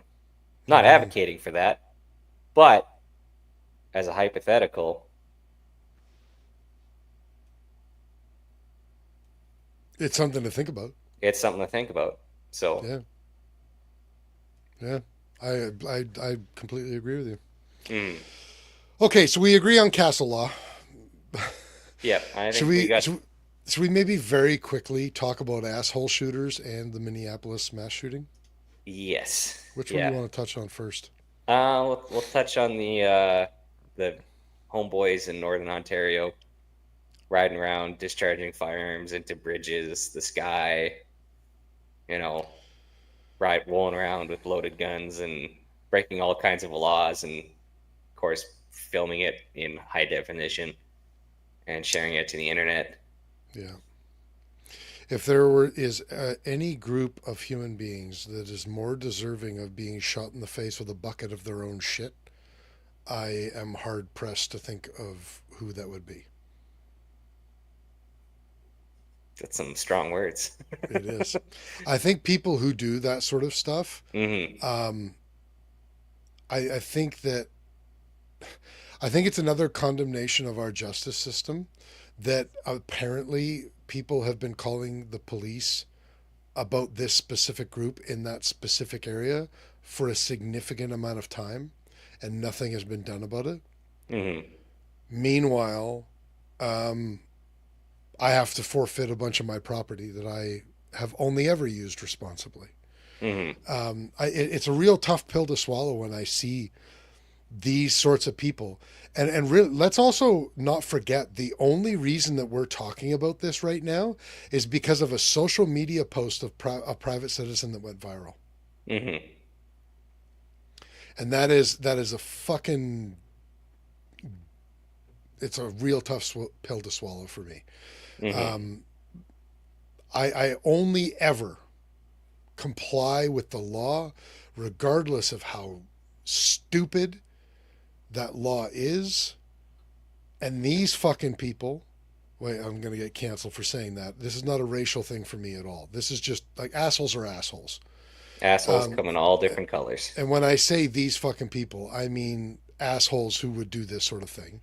People breaking the law. People breaking endangering the public by recklessly discharging firearms. Exactly. That's what I mean when I say that. Yeah. Those and types of let's people, be honest. Every ethnicity that owns firearms, they're idiots within that bunch. Oh yeah, bro. I've seen at our. Did I just call you bro? At our local, at our local range, in Saskatoon, I have seen the aftermath of that exact same thing. Mm-hmm. You know, shotguns firing shot are not allowed at my local range. Mm-hmm. And every year I see in the backboards there's pellets that have damaged the backboards. And every year they have hit the signs, the target numbers, the buckets that the posts are embedded in the concrete. You know, like this happens because there is always a segment of the population that is dumber than dog shit. Mm-hmm. Yes. It just so happens that this segment of the population is really dumber than dog shit. Mm-hmm. Fuck those guys. Throw away the key. They can kiss my ass. And I will say this, even though this isn't a racial thing for me, if they are not citizens, even if they're PRs, if they are not citizens, they need to be deported from this country. Not because of the country they come from. Mm-hmm. Just because they are doing that and they are not citizens of this country. Mm-hmm. Yeah, if you're not going to respect the rules of the country that you're occupying as someone who's essentially a guest, that's a pretty good reason to get the boot. And if I showed up to your house wearing muddy ass boots and I rolled into your carpet living room, exactly, and kicked my feet up on the coffee table, yep, and put a hole through your glass coffee table, I'm pretty sure you'd kick me out. Do you remember in the mid 1990s? And a that dumbass... was also a reference to the Dave Chappelle "fuck your couch" skit. I never watched it.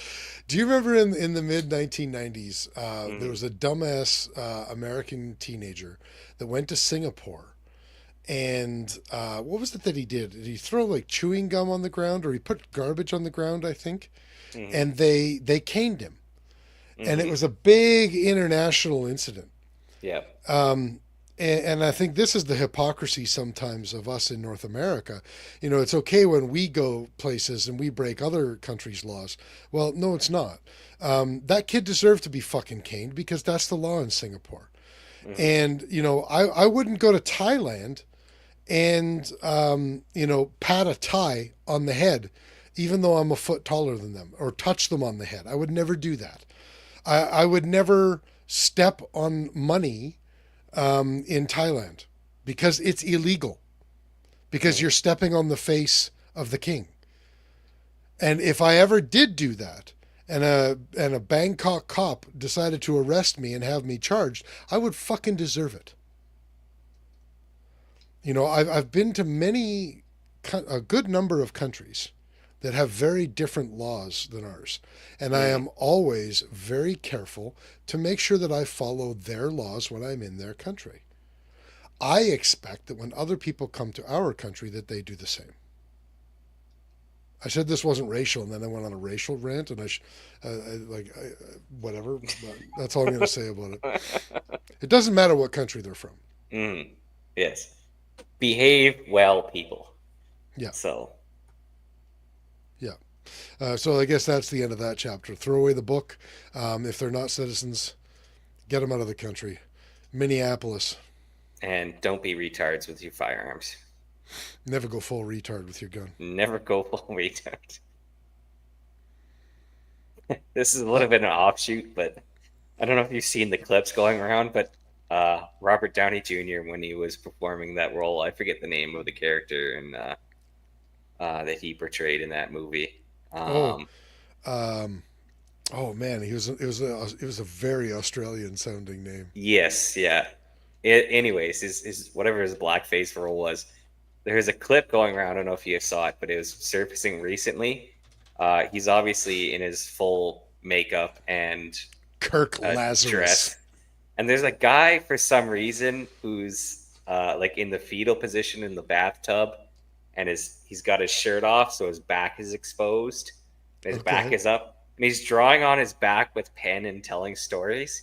It is hilarious shit. I'll try to find it to you and send it to you. Yeah, it sounds like something I'm going to have to watch that I won't get until I see.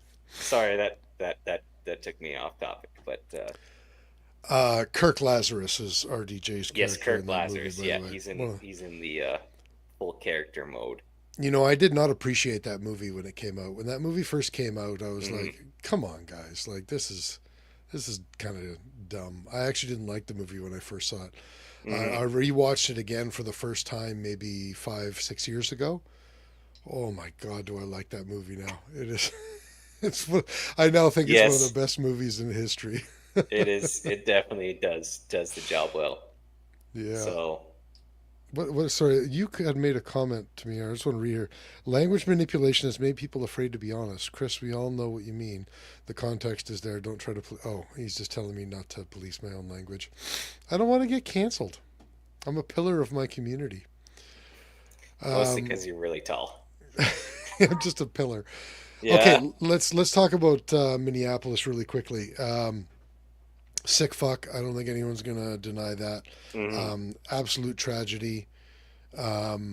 Is there much more to say about it? The grandstanding is in full effect of calling for more gun laws. It happened in a highly restrictive gun state already, as these things often do. I just don't know what to say about it. Have you seen Brandon Herrera's response to it? Yes, I have. I watched that last night, actually. Yep. That one bothered me. Mm-hmm.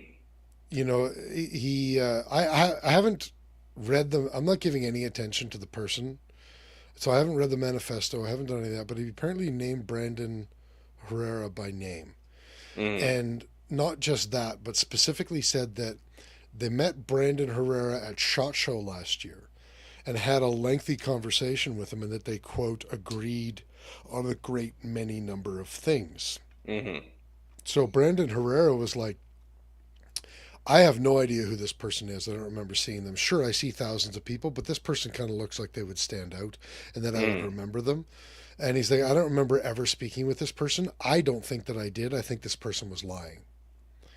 And then the NSSF that puts on SHOT Show puts out a statement and basically says, like, first of all, this is an industry show. the public can't get into this show, just the general public.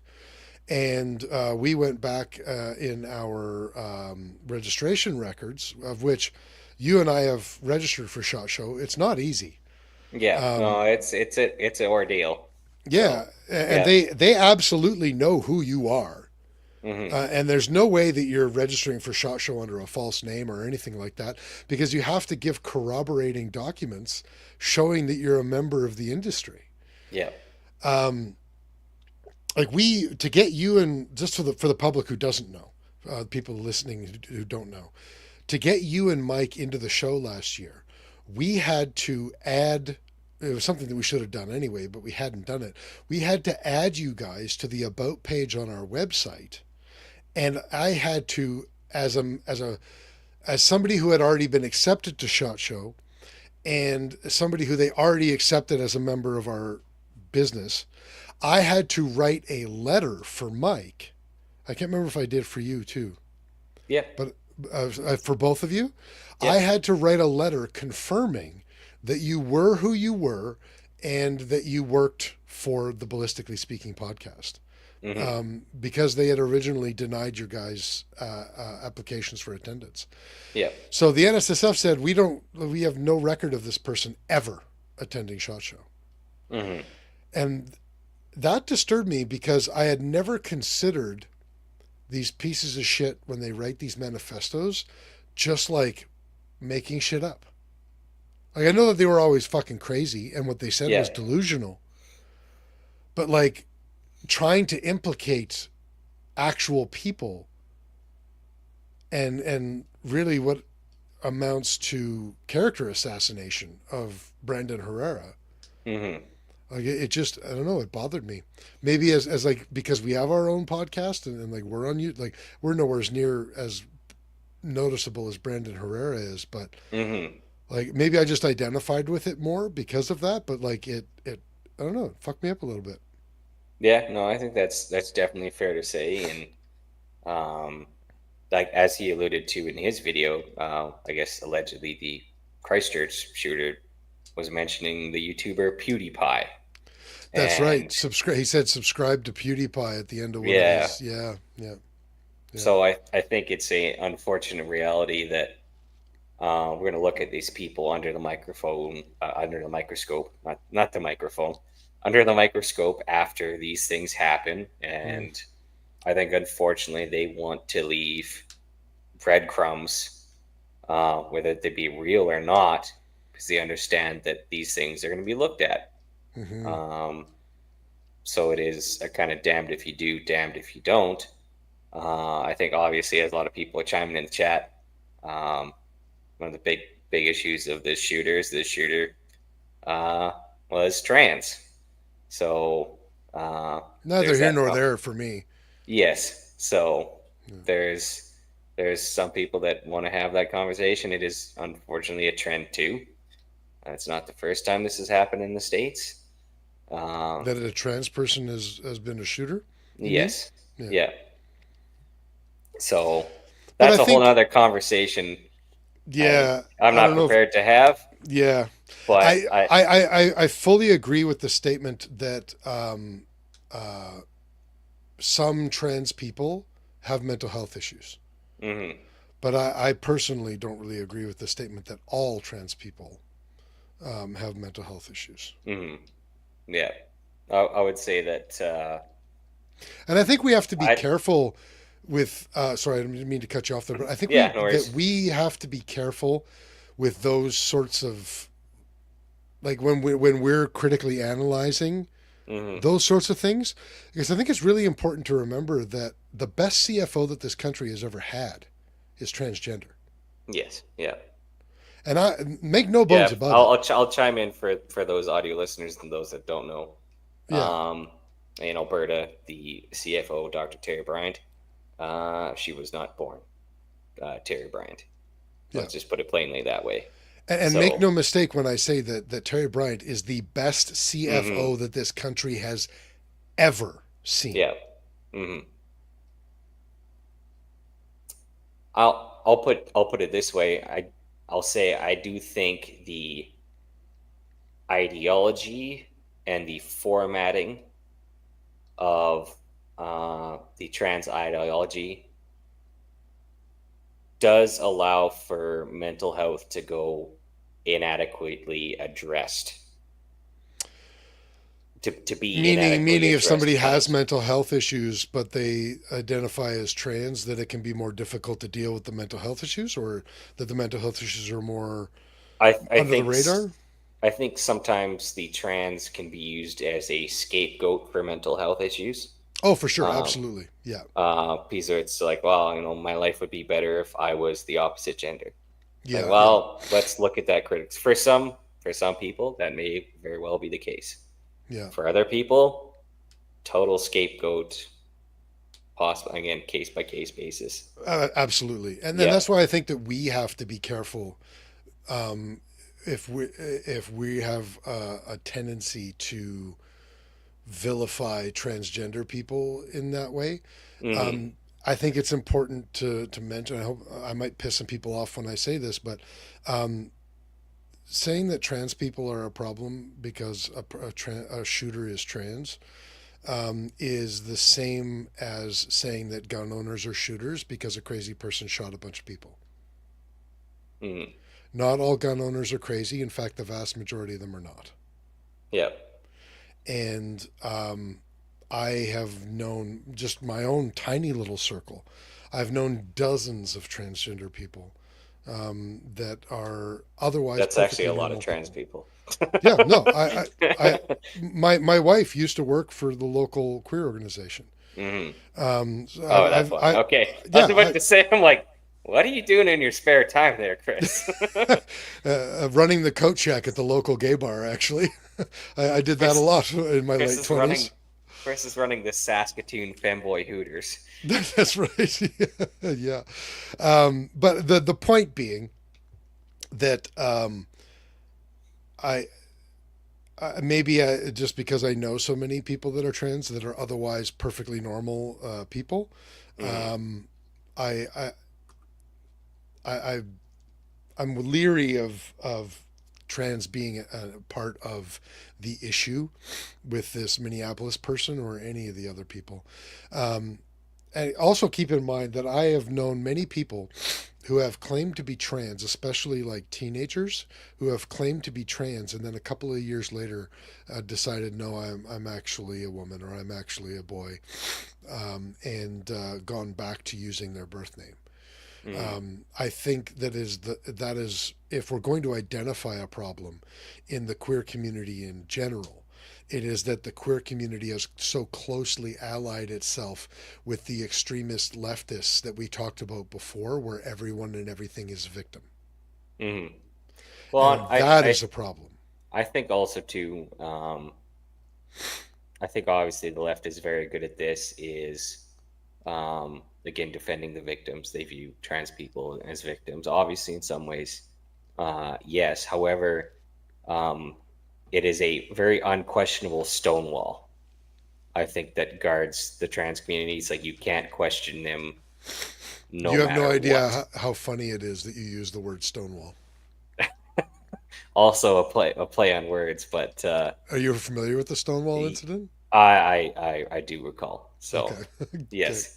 Carry on. So anyways, I think the guarding around that ideology, I think that's the biggest critique of the trans ideology is while those that defend it is that you can't question it at all. It is do Yeah. as we believe and say, and you can't have your own opinion. Um, Unfortunately, that is something that is shared by both the left and the right, but yes. only the segments of the left and the right that fall under the authoritarian y-axis. Hmm. Yes. So that is, I will say that is a common point. We have all have our things that we guard that don't claim to be questioned. Mm-hmm. Um, but I think it's definitely relevant in that topic. Also, going back to 1AP, talking about SSRIs and other pharmaceuticals, I think that's definitely a common thread Mm-hmm. for these mass shooter pieces of shit. And I think there's definitely a conversation to be had there. Um, Fortunately I don't know enough about pharmaceuticals and all that to really chime in, but Um, yeah, there's definitely a possibility there. Yeah. I just got distracted by Yukikazi's comment Yeah, that so I've did been I dis- actually. That's why my brain paused for a second. I'm like, wait, what? That's why I didn't respond, because I didn't hear the last sentence that you said. Yes, says I've been to Stonewall. One of my exes does drag shows where she dresses as a man, so that's a drag king, I do believe they call that. Gay Yeah. bars are surprisingly fun as a straight man. Whatever. Uh, Gay bars can be fun as a straight man. Mhm. Drag shows can also be fun, but drag shows can also be so dumb. I've never So been dumb. to one.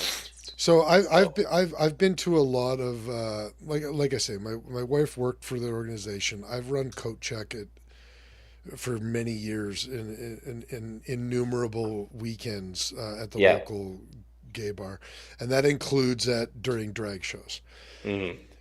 I've seen drag shows that are really good when the drag queens have actual talent. Hmm. Um, In you that know, case, that's a true performer. right? Yeah. I've heard some Hmm. absolutely like gut bustingly funny comedy routines from people in drag. Has seen like dance routines and singing from like really talented singers that were actually really good. I've seen straight dance routines and lip syncing from people who could really dance. But I've also seen like where the entire show is nothing but lip syncing, and there's no dancing and no dance routine. They're just do it in front of your mirror, because it's not Hmm. fucking entertaining. But I suppose that's the same with any form of entertainment. Hmm. That's fair. Anyway, are we off in the fucking weeds right now or Yeah, what? we're talking about drag shows. That's Yeah. we definitely did not have that on the notepad for tonight's shows. But Hmm. also, I will say the one interesting thing about drag is drag and trans are kind of weird contrasts. Because essentially, drag is men dressing up as women to mock women, It's cosplay, but it's okay. but it's not just men dressing up as women to mock women. It's also women dressing up as men to mock men. Yes. Yeah, it does go both ways. It's more commonly, I'd say it's also ironic too, in that it's more commonly men dressing up as women to mock women, I which think is that highly I think supported that's by women, yeah. like in terms of the audience consuming it. Yeah, I also think that that's not necessarily true anymore. I think it was. Hmm. I mean, obviously, I don't have any fucking stats on this, but I mean, I've been to shows where it's pretty even 50-50 drag queens and drag kings. Hmm. And that was nearly 20 years ago. I mean, I haven't been to a drag show in almost 2 decades. Damn, Chris, you got to get your shit together and go back to the drag shows. I'm okay with that part of my life being in my past. Well, we learned some things tonight. Yeah, we learned a lot of things, and I I'm okay with like one IB very much is disagreeing with me in the comments right now. I think that's okay. I don't think that one AB is necessarily wrong, and I'm not gonna bang people over the head about me being right, or Hmm. the potential of me being right. I think that it's for me, it's not even that like I'm like queer rights and LGBTQ or fart 9643. I'm not into any of that shit. What I Hmm. am into is grown adults having the right to express themselves however they want to. Hmm. And there are grown adults who express themselves in ways that I don't appreciate and I won't listen to or watch. And there are grown adults that express themselves in ways that I might think is funny or entertaining that other people don't think is funny or entertaining. And I think that's the beauty of middle ground. I think that we should be able to. But for me, it's not even about queer rights. It's just Hmm. about like it's not my place to tell grown adults what they can and can't do, so long as they are not affecting the rights of others. Hmm. You know, I very much draw the line on bringing drag queens in to talk to, 5-year-olds in school. I'm not really a big fan of that. Yeah. Just the same as I wouldn't be a big fan of bringing in sex workers to read children's stories. It's not about the trans to me. It's about the sexualization for kids, for me. Um, but other than that, Yeah, hey, it's a definitely adult topic. yeah, it's an adult topic. Yeah. Exactly. Yeah, Yeah. for sure, 100%. Yeah. It's Like just that like is. when I'm teaching self-defense to kids, Mhm. I'm not teaching near the same content as I am to adults, and I shouldn't Mhm. be. Yeah. And I'm not doing it in drag either. Mhm. I would hope so. I have never had even like the Mhm. slightest intention of ever dressing in drag, but Mhm. that's my confession for the night. Yeah, I would say Joel Anthony chime in. The only ever thing I hear is that they want to read to kids, which is fucked up, pushing a perversion on kids. Um, and I think that is definitely the separator. I think that is a very adult topic. Like you Yeah. wouldn't show like the movie Platoon. I don't know if you ever seen Platoon. Long time ago. I haven't seen that in a Yeah, very long there's time. it's pretty graphic combat. You wouldn't show that to a 5 or 6 year old. Right. Well, that's Adult part of the content, problem. yes. I think there are a lot of parents nowadays that like that's not the boundary. Hmm. Like sex is not a boundary anymore for children, and that is the problem. It doesn't Yeah, matter whether it's straight sex or queer sex. yeah. When it's manifested to not being an adult topic, that's the problem. So Yeah, yeah, and yeah. that's what I love about our community. Like I'm okay with one AB disagreeing with me on drag queen thing, and then like the very next thing he says, we're 100% in agreement. Hmm. Yeah, yeah. There is a still a line. That's an adult thing. That's an adult topic, and that's a kid topic. So Absolutely, yeah.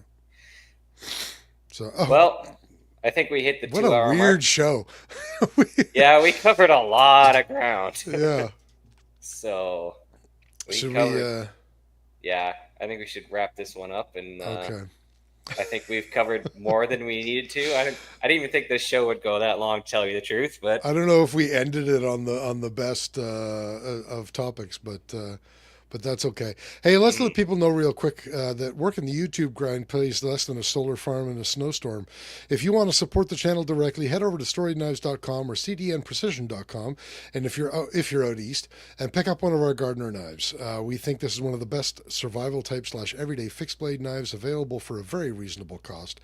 We're pretty proud of this little guy. So please go have a look at a great knife. We're confident it'll be on your side for a lifetime. That's storyknives.com. And I suppose if you're still following us at this point, if you're still watching, give us a like, give us the thumbs up. If you haven't subscribed or liked us on the YouTube page, make sure you do that as well. You can find us on facebook.com/BS Podcast. You can find us at www.bspodcast.ca. We're also on Instagram at underscore BS Podcast or BS Podcast underscore at BS Podcast underscore. And Something like that. something like that. Yeah, you Yeah. can send us an email to info@bspodcast.ca if you'd like to talk to us directly. As always, a massive thank you to all of our sponsors. Without you, we wouldn't have a show in the first place. We're talking about Shane and Steve, Miles, Carrie and Cappy, Duncan and Rob, Phil, Doug and Nisa, Vanya and Carly, Oscar and JR. Thank you all an immeasurable amount. And wow, what a weird show. See, I knew this was coming. Do you see Hmm. Alberta Rob shit talking me now? Chris Yeah. prefers to roll in a lacy teddy. Oh, come on, man. Maybe that's why I draw the line so much when it comes to sexual content between adults and kids, because like I train children, and like that is a solid line that Hmm. not only will I not cross, but I will not allow anyone. Like if you want me to beat you within an inch of your life and be okay with risking jail, touch a kid Mm. in a way that they shouldn't be touched. Like that's a hard line for me. Anyway, Carry on. You were going to highlight someone else's I comment. was about to say, yeah, I was going to highlight Joel Anthony's comment. Always great time, guys. Makes me feel not so alone. Oh, you're the best, Joel. Yeah, I want to say thank you for everybody tuning out tonight. We had a pretty good audience here. I mean, we always have a good audience, but we had a pretty big audience. So, hey, thanks for tuning in. We made the end of my week feel better. Yeah, we were planning on only going for like an hour tonight, and we went for 2. And I think the reason that we did is because we were getting such good engagement and having fun talking with everybody in the chat. So appreciate you guys. Yeah. Am I supposed to be pressing the button right now? You could press the. I'll hit the. Actually, I'll hit the outro, and you press the button. Okay. This right here has the ability with a 30 caliber clip to disperse with 30 bullets within half a second. Just when I think you couldn't possibly be any dumber. You're listening to your weekly dose of BS, ballistically speaking. The Ballistically Speaking Podcast.